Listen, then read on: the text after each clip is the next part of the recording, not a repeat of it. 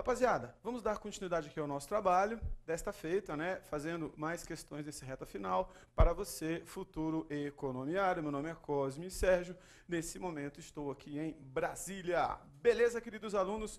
Vamos para a questão 76, acompanhe comigo na tela. Julgue os itens a seguir acerca dos planos de aposentadoria e pensão privados e títulos de capitalização.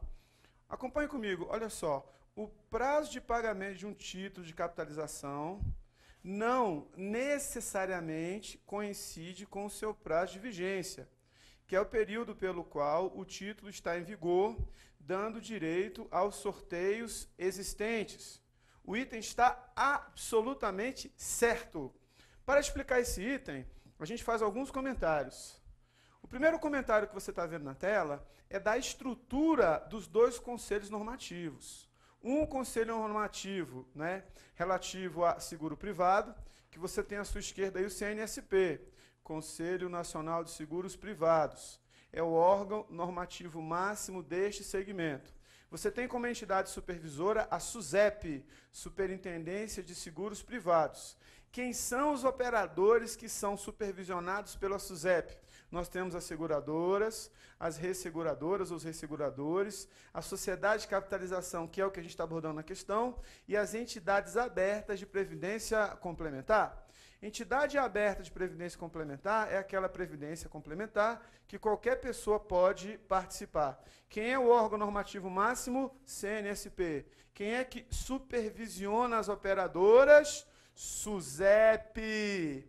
E não vou falar nesse bloco, mas já dando um link para você, você tem embaixo aí o CNPC, Conselho Nacional de Previdência Complementar, que é o órgão normativo máximo das entidades fechadas de previdência complementar, os famosos fundos de pensão.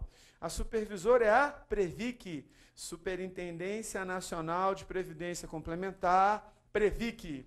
Beleza? Avançando mais um pouquinho no meu comentário, vamos entender o que é uma capitalização. São entidades sob a forma de sociedades anônimas que negociam títulos de capitalização. O que seria isso? Um objeto, você tem um depósito periódico de prestações pecuniárias pelo contratante, o qual terá, depois de cumprido o prazo contratado, o direito de resgatar parte dos valores depositados corrigidos por uma taxa de juros estabelecida contratualmente. Então, uma parte do valor que eu apliquei, eu vou receber corrigida, conferindo ainda, quando previsto, o direito de concorrer a sorteios de prêmios em dinheiro. Premiação em dinheiro. Tranquilo? Aí, ó, chega aqui no ponto que está diretamente relacionado à questão, porque a questão fala de prazos. Prazo de vigência. Mas antes de falar do prazo de vigência, tem alguns prazos aí, ó. Primeiro prazo importante, ou primeiro conceito importante, é a cota de capitalização. O que é isso?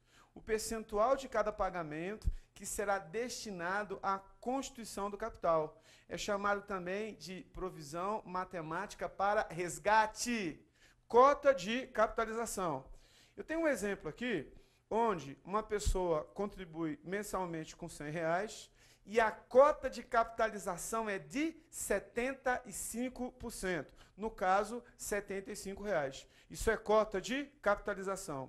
Em cima dessa cota de capitalização é que vai haver uma aplicação de capital, e se eu participar deste plano, em cima desses R$75 é que eu vou receber o valor corrigido em cima dos R$75. Nós temos a cota de sorteio. Finalidade dela, custear os prêmios que são distribuídos em cada série. Cota de sorteio. Quem participa da capitalização pode participar de sorteios. No meu exemplo aqui, ó, a minha cota de sorteio é de 15%. Então, dos R$100 que a pessoa deposita em cada prestação, deposita mensalmente, R$15 está destinado a sorteio. E nós temos ali, ó, a cota de carregamento. O que é a cota de carregamento, professor? É para cobrir os custos de despesas com a corretagem, a colocação, a administração do título de capitalização, a emissão de atendimento ao cliente, o desenvolvimento de sistemas, bem como o lucro da sociedade de capitalização. Então, cota de carregamento é a cota que é o valor relativo ao custeio né, da sociedade de capitalização. Seria o seu custo mais o seu ganho. Forma de pagamento.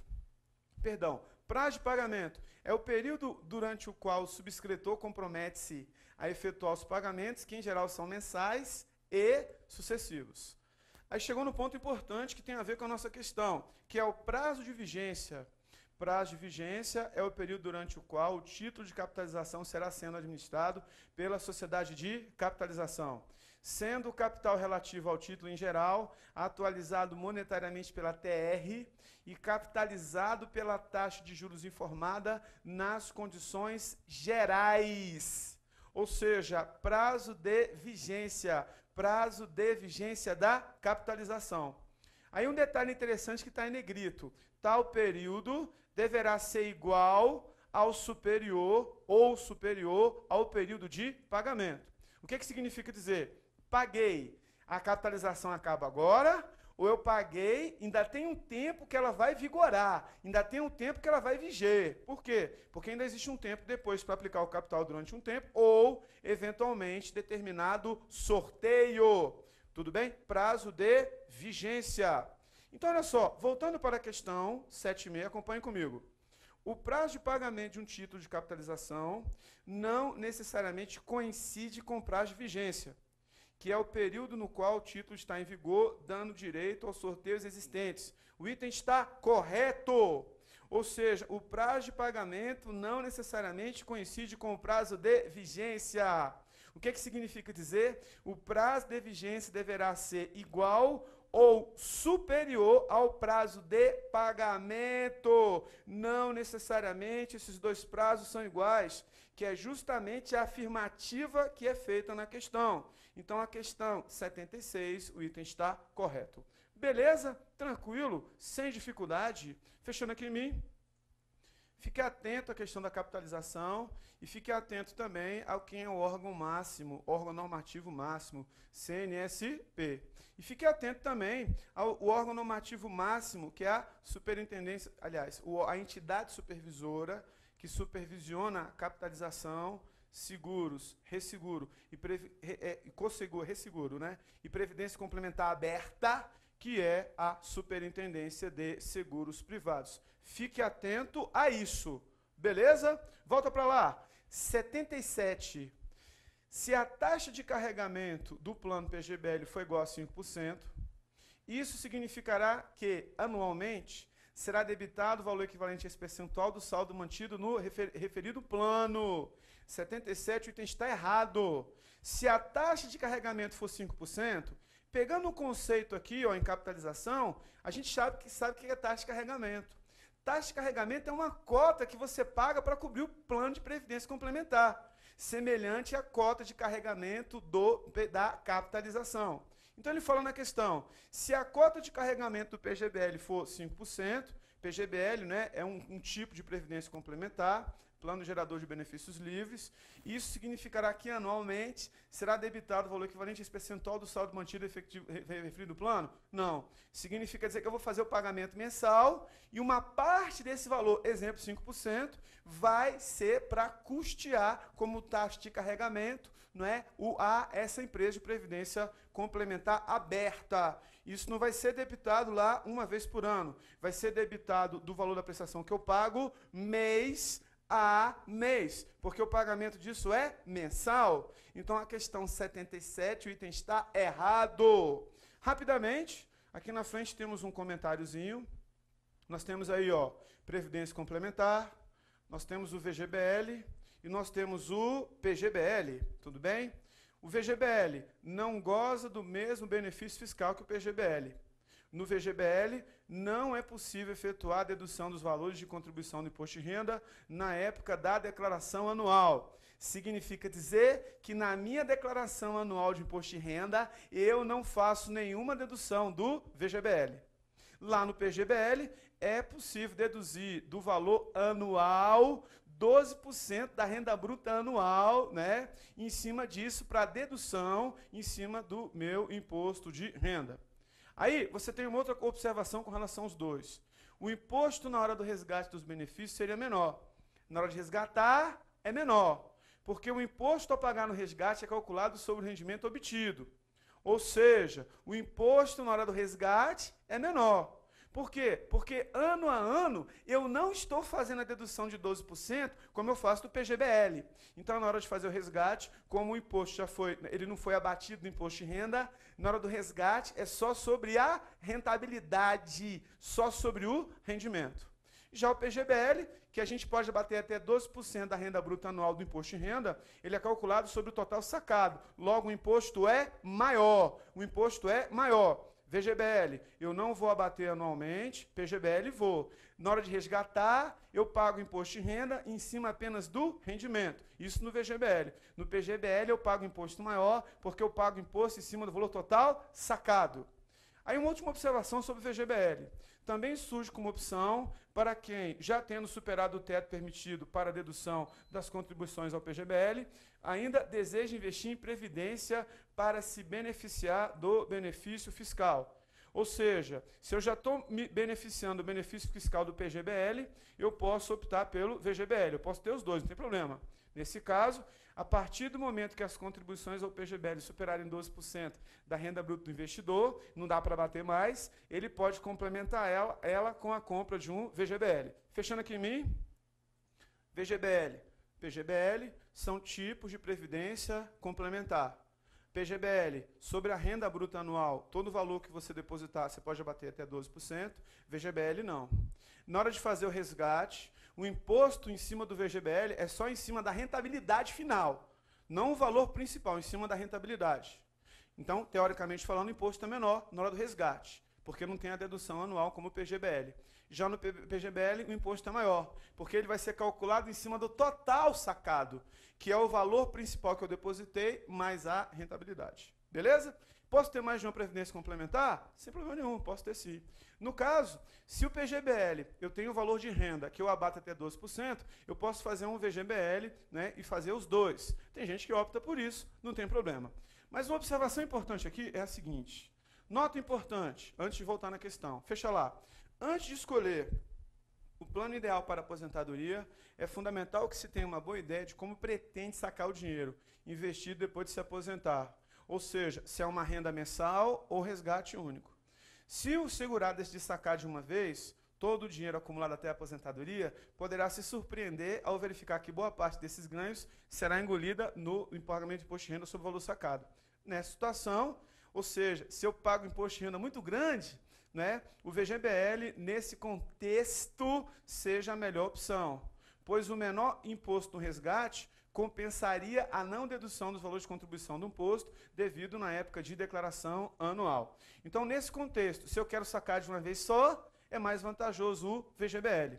Eu não abato nos 12% da minha renda bruta anual VGBL, mas na hora de sacar de uma vez só, eu só vou pagar imposto de renda em cima do valor do acréscimo, em cima do valor do ganho, e não em cima do valor total, como acontece no PGBL. Beleza? Fechando aqui em mim. Ficou claro isso? Muito importante, você que vai fazer prova do CESP. Eles vão pedir na sua prova de previdência complementar, fechada e aberta. Muito atento, muita atenção para você não se confundir, muita atenção para você não cair nas pegadinhas do CESP. Beleza? Tranquilo? Sem dificuldade? Então vamos voltar na questão agora. Vamos voltar lá na questão. Vamos voltar na questão 77. Se a taxa de carregamento do PGBL for igual a 5%, que é o valor, né, que a Previdência Complementar cobra para se custear, isso significará que anualmente será debitado o valor... já fiz essa, desculpe. Vamos para 78, né? Essa eu já fiz, está errado. Está falando que anualmente será debitado o valor a esse percentual do saldo mantido no referido plano? Não. Significa dizer que todo mês eu vou pagar 5% em cima do valor da contribuição. Está errado. Mas vamos para 76 agora. Um produto de previdência do tipo VGBL ou PGBL, por lei, pode resultar apenas em valorização positiva, ainda que esse plano seja considerado agressivo e aplique dos recursos em renda variável. O item está errado. Fechando aqui em mim. Tanto PGBL quanto PGBL, eu pago R$100 por mês. Exemplo, 5% mais ou menos, exemplo, é da operadora. É uma taxa de carregamento. Se eu vou ter uma rentabilidade em cima dos R$ 95 e não em cima dos 100, como é que eu posso afirmar que ele resulta apenas em valorização positiva? Significa dizer que eu só ganho em cima do capital aplicado? Não. Outra coisa, seja VGBL, seja PGBL, na hora de fazer o resgate, VGBL, o exposto de renda só em cima da rentabilidade, PGBL em cima de tudo. Então não é tudo que eu apliquei que eu recebo, porque tem uma tributação em cima. Se tem uma tributação em cima, eu não vou receber em cima de todo o valor, como é que eu posso afirmar que o valor resulta apenas em valorização positiva? Consegue entender? Então, dos 100% que eu apliquei, esquecendo os juros, eu não vou receber 100%. Eu vou receber um valor a menos, ou em cima do total, ou em cima da rentabilidade, de acordo com a escolha do plano. Sem falar que a cada mês existe uma taxa de carregamento, que é o percentual cobrado pela Previdência Complementar aberta ou fechada, no caso para quem é de um emprego público, de um órgão, de uma entidade, para de fato fazer, para administrar essa Previdência Complementar. Então a nossa questão 78, o item está completamente errado. Beleza? Vamos em frente, queridos. Você que vai ser economiário, vamos para a questão 79. Acompanhe comigo questão 79 na tela do seu computador. Olha só, questão 79. As operações de hot money, vendor finance e créditos rotativos constituem instrumentos típicos de atuação dos bancos comerciais no mercado monetário. Não é? A minha resposta é essa aí, professor? Não. A minha resposta ainda não é essa resposta aí. A minha resposta ainda não é a letra A. Tudo bem? Então veja. Olha só o comentário que eu tenho da sua letra A aí, ó. Mercado monetário é um componente do mercado financeiro relativo à concessão de empréstimos de curto prazo, com prazo de vencimento inicial de 1 ano ou menos. 1 ano ou menos. A negociação dos mercados monetários envolve títulos do Tesouro, papel comercial, aceitação dos banqueiros, certificado de depósito de fundo do Banco Central, hipoteca de curto prazo. Curto prazo. Quando a gente volta na questão na letra A aqui, ó, quando ele fala das operações de hot money, né, ele está falando aqui, ó, hot money é curtíssimo prazo. Crédito rotativo é curto prazo. Agora, vendor finance não quer dizer que seja curto prazo. Né? A gente já falou anteriormente em outros blocos do vendor finance, aquele que assume o risco das operações, o vendedor. Só que quando ele assume o compromisso e assume o risco, quem está comprando o produto dele pode comprar com um valor, com vamos dizer assim, um tempo superior a 12 meses. 12, 24, 36, sem problemas. Então não quer dizer que a operação de vendor finance esteja no mercado monetário, onde nós temos operações com valor inferior a 1 ano. Não quer dizer isso. Então, nossa questão 79 não é a letra A, porque ele quer a correta. Tudo bem? Vamos para a letra B. As operações do mercado interfinanceiro são destinadas a atender ao fluxo de recursos demandado pelas instituições financeiras e são lastreadas por certificados de depósito bancário, ou seja, o CDB é a forma das instituições financeiras fazer a captação de recursos? Não. Você quer ver? Olha só, certificado de depósito interfinanceiro, CDI, título emitido exclusivamente por instituição financeira que lastreiam as operações do mercado interbancário, ou seja, as instituições financeiras efetuam empréstimos entre si, garantidos pelo CDI. Estou fechando aqui em mim.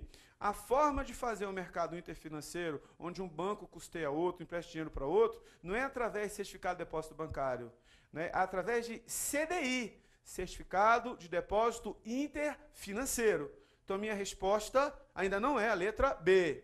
Voltando para a minha questão, fecha na tela aí, ó. Nas operações de crédito ao consumidor, as instituições financeiras estão desobrigadas de informar previamente ao cliente o custo efetivo total. Errado! Fecha aqui. Esse custo efetivo do CDC é informado e ele está no contrato. Então, quando o consumidor faz um CDC, ele assina um contrato e, logicamente, está ciente do custo efetivo total da operação de crédito. Então, a minha resposta não é a letra C. Vamos para a letra D? Fecha aí.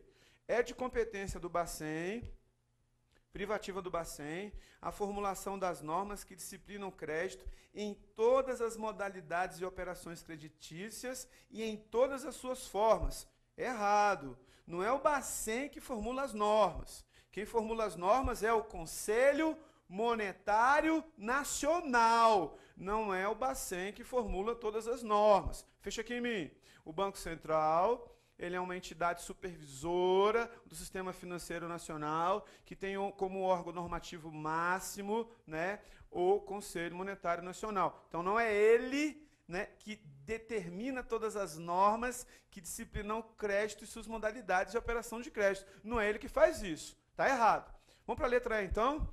Os percentuais do recolhimento compulsório que as instituições financeiras estão sujeitas podem variar em função das regiões geoeconômicas. Letra E, o item está corretíssimo. O item está absolutamente certo. Professor, está certo? Tá. Fecha aqui em mim. Depósito compulsório é aquele valor de depósito onde, né, toda vez que você tem um depósito à vista em conta corrente ou caderneta de poupança, um valor fica retido no Bacen, um valor fica retido no Banco Central. Se o valor fica retido no Banco Central, significa dizer que, de acordo com a região, de acordo com a política monetária que o Bacen deseja fazer, ele pode ter, né, vamos dizer assim, um valor diferenciado. Pode acontecer isso? Pode, sem problemas. Então, resposta 79, resposta letra E de esperança. Beleza, galera? Rapaziada, vamos então para a questão 80. Acompanhe comigo a questão 80 na tela. As debêntures, letra A. Antes de falar, né, vamos rapidinho aqui, ó, falar um pouquinho de debênture. Acompanhe comigo o meu comentário. Debênture, título emitido é um valor mobiliário representativo de dívida de médio e longo prazo por sociedade anônima, uma empresa que é subdividida em ações, que assegura ao seu titular, debenturista, um direito de crédito contra a companhia. Ou seja, a companhia coloca um papel no mercado para fazer a captação de recursos, nas condições constantes da escritura de emissão do certificado. As debêntures são emitidas por SA de capital aberto, empresa que tem ações ordinárias e preferenciais, e SA de capital fechado, empresas apenas que têm ações ordinárias. No entanto, somente as companhias abertas com registro na CVM podem efetuar emissões públicas de debêntures, só SA de capital aberto. Eu faço uma perguntinha no comentário. Qual a diferença entre emissão pública e privada? A primeira é direcionada ao público investidor em geral, feita por companhias abertas, sob registro da CVM. Já a emissão privada é voltada para um grupo restrito de investidores, não sendo necessário o registro na CVM. Na emissão privada, não é necessário o registro na CVM. Eu coloquei uma observaçãozinha ali também, ó. Na oferta pública, os títulos são colocados no mercado, inclusive numa operação de underwriting. Underwriting é quando um banco coloca o papel no mercado primário especial, com deságio ou com prêmio, valor acima do valor nominal. Então o valor pode ser o valor de face do título com deságio, a menor, ou então eu posso comprar o papel e receber um prêmio no momento do resgate. No momento do resgate. Olha só, eu falei anteriormente para você, quem emite debênture é uma SA. Falei para você anteriormente, né? Então, olha só, a sociedade de arrendamento mercantil, que são as empresas de leasing, as companhias hipotecárias e o BNDES estão autorizadas a emitir debêntures. São essas aí. As debêntures podem ser conversíveis em ações. Pode acontecer isso? Sim. Uma ação simples ou permutável. Debênture conversível pode ser convertida em ações de emissão da empresa nas condições estabelecidas pela escritura da emissão. Ou seja, fechando aqui em mim, eu posso ter um debênture e na hora de fazer o resgate, se já tiver previsto, ele se converter em ações e eu receber ações preferenciais. Pode acontecer isso? Pode, desde que esteja previsto na escritura de emissão. Volta lá. Debêntures simples, é o título, papel, são resgatadas exclusivamente em moeda corrente. Alguém comprou um papel com deságio ou vai ter um prêmio em cima e ele resgata em papel. Debênture permutável pode ser também transformado em ações de emissão de outra companhia que é a emissora do título, ou podem ser trocadas por título de crédito.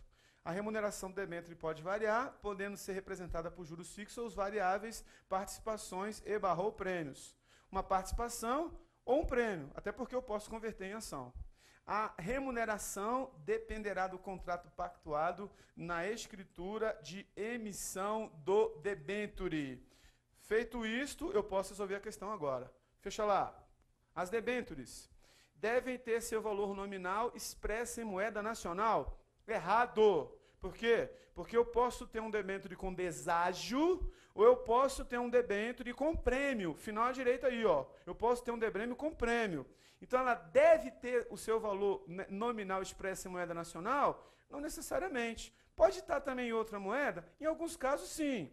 Então, o item está errado. Olha só, letra B. Não podem ser adquiridas por companhias que as emitirem? Está errado. Fecha aqui em mim. Um debênture foi emitido pela primeira vez. Foi emitido no mercado primário. No mercado primário, alguém revende para outra pessoa. Tem um deságiozinho, geralmente, alguém vende mais barato e a pessoa vai receber depois da empresa. A própria empresa, no mercado secundário, pode comprar o seu papel? Pode, qual o problema?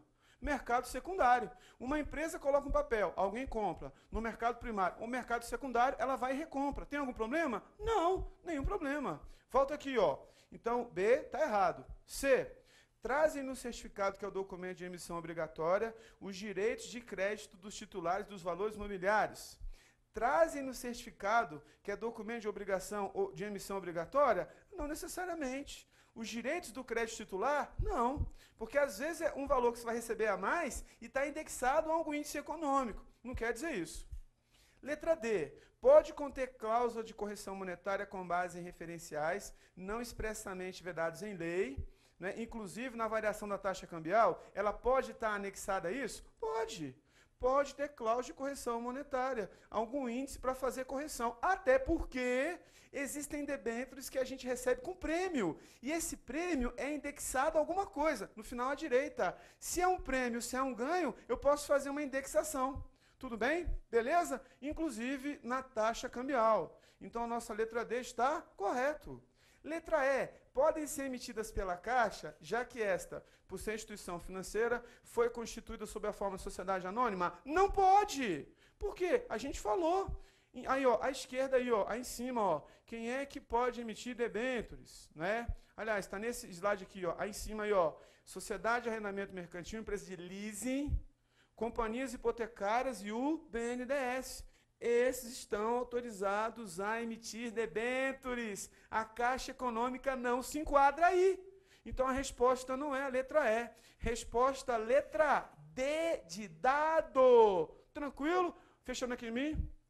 Muito cuidado com o debênture, que é um papel de captação de recursos que cai muito em prova. Muito cuidado com o debênture. Beleza, queridos? Vamos para a questão 81. Em relação ao mercado de ações, assinale a opção incorreta. Aliás, assinale a opção correta. Assinale a opção correta. Letra A. As ações negociadas no mercado de balcão não se submetem à regulação da CVM. Errado. Se submete sim. Fecha aqui. Mercado de balcão é um mercado onde empresas menores ou que não se identificam com o mercado principal fazem os seus negócios. É um volume de negócios menor. Mas é claro que é supervisionado pela CVM. Beleza? Então tá errado. Volta lá, letra B. Considerando-se que a subscrição de ações pela própria companhia emissora equipara-se de acordo com a lei aplicável a um ato de distribuição de valores mobiliários, a emissão de ações para esse fim condiciona-se a registro prévio na CVM. O item está correto. Fecha aqui. Se eu sou um SA de capital aberto e eu vou subscrever ações, necessariamente, já tinha falado em outros blocos, obrigatoriamente o registro vai ser prévio da operação na Comissão de Valores Mobiliários. Então, resposta letra B, o item está correto. Vamos para a letra C, fecha lá. As bolsas de valores e o mercado de balcão organizados compõem os ambientes onde são cursadas operações do mercado primário de ações. Pode ser mercado primário, pode ser mercado secundário. Ficou meio incompleto. Então, a resposta não é a letra C, porque a letra B está mais completa. Poderia ser primário, poderia ser secundário. Fecha aqui em mim. Se fosse uma prova de certo ou errado, essa C poderia estar certa, é uma meia verdade. Como é uma prova de múltipla escolha, a letra B é a mais correta, que foi a que a banca considerou, porque a C não está totalmente completa. Então, quando faz uma prova de múltipla escolha, mesmo sendo do CESP, você tem que ter essa noção para você marcar correto e para você não ter problema, beleza? Volta lá. Letra D. Para configurar uma operação à vista, a liquidação física e financeira das ações adquiridas devem ser necessariamente efetivadas no mesmo dia da realização do negócio em bolsa. Não é verdade. Podem ocorrer em momentos diferentes. Acompanhe comigo o comentário, ó. Liquidação financeira, cash settlement de uma operação. Entrega, né, pelo comprador ou vendedor do montante acordado para essa operação. Liquidação física refere-se à entrega mudante de propriedade do ativo subjacente ao negócio.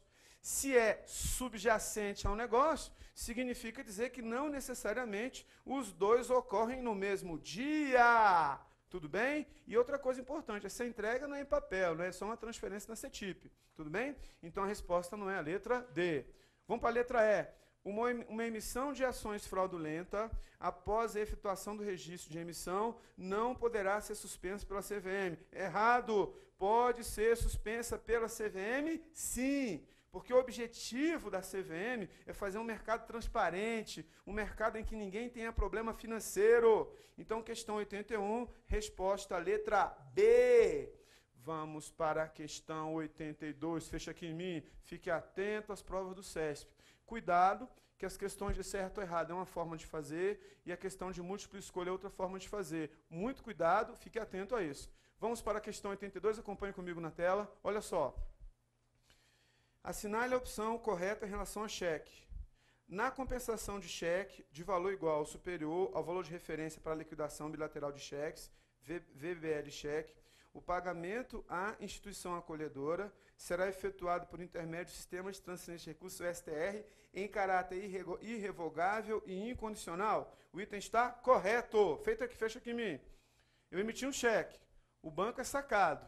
Eu sou o sacador. Tem saldo na conta. O pagamento foi feito? Tinha uma contraordem? Não. O cheque atendia todos os pré-requisitos para ser compensado? Sim, o pagamento vai ser feito de forma irretratável e irrevogável. Está correto. Vai para a letra B, fecha lá. Segundo a regulamentação do sistema de compensação de cheques, a apresentação dos cheques à instituição financeira sacada caracteriza-se pela entrega física do título, não sendo admitida a apresentação de cheques por meio de remessa dos correspondentes registros eletrônicos. Está errado! Quem faz o registro eletrônico, que é responsável pelo sistema de compensação, é o Banco do Brasil. O banco sacado, ele não necessariamente tem acesso ao documento físico. Ele tem acesso a um documento que fez com que, por meio eletrônico, o cheque fosse compensado. Está errado. Letra C. Segundo a regulamentação do sistema de compensação de cheques, a instituição financeira sacada não será responsabilizada em hipótese alguma por eventuais prejuízos causados aos clientes em caso de retardamento do pagamento de cheques tempestivamente apresentados. O item está errado. Se foi tempestivamente, no momento correto, e de fato ele não foi sacado na hora, ou seja, se houve um retardamento no pagamento desse cheque por qualquer razão, a instituição financeira sacada, que era o banco que tinha de fato o recurso, que o cliente ia pagar ou ia ter uma compensação do dinheiro que estava lá, esse banco vai ser responsabilizado. Está errado. Letra D.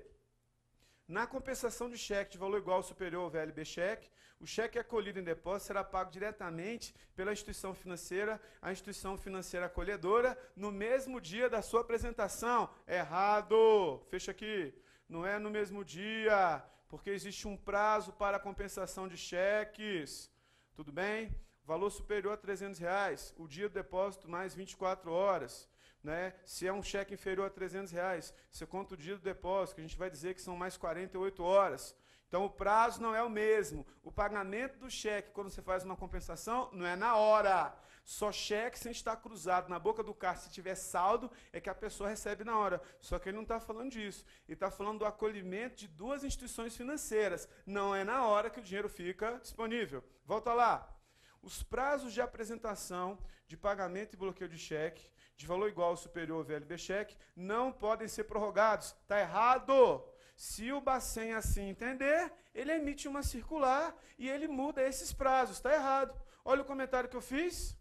O cheque tem o prazo de 30 dias após a data de emissão para ser apresentado no banco, se for na mesma praça. E 60 dias se for emitido em outra praça. Ou seja, na mesma praça, até 30 dias. Em outra praça, por exemplo, Brasília, foi emitido em Brasília, foi apresentado em Goiânia, 60 dias para ser apresentado. Aí, depois desse prazo, você conta mais 6 meses, que é o prazo de prescrição. Mesma praça, 30 dias, mais 6 meses. Cheque apresentado em outra praça, 60 dias, mais 6 meses. Se o Bacen assim entender, esse prazo pode ser prorrogado. Se o Bacen assim entender, porque o Bacen é que normatiza, né, segundo as normas do Conselho Monetário Nacional, esse segmento. Fechando aqui em mim, então questão 82, resposta letra A. Fique atento à questão do cheque também, à questão da legislação, à questão das características do cheque, porque isso também é um assunto muito recorrente e um assunto muito cobrado em prova de concurso. Beleza? Tranquilo? Show de bola, galera!